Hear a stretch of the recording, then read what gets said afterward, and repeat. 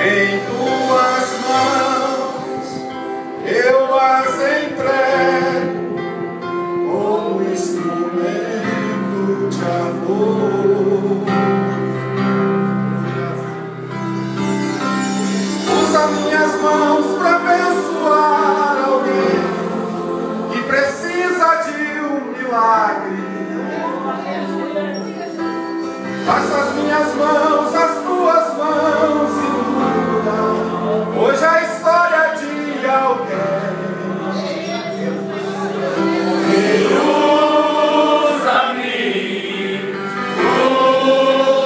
Usa-me, Senhor. Se as minhas mãos te servem, usa-me.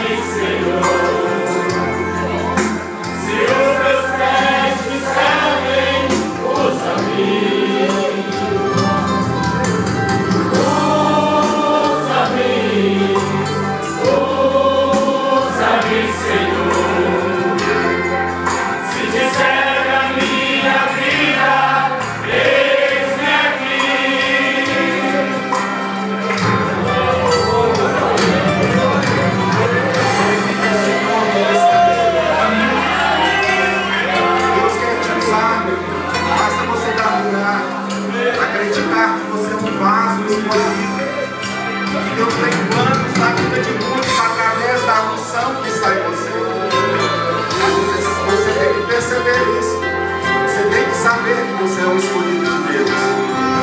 E hoje você tem essa oportunidade de ser usado por Deus. Não é só minha, é tua, Senhor.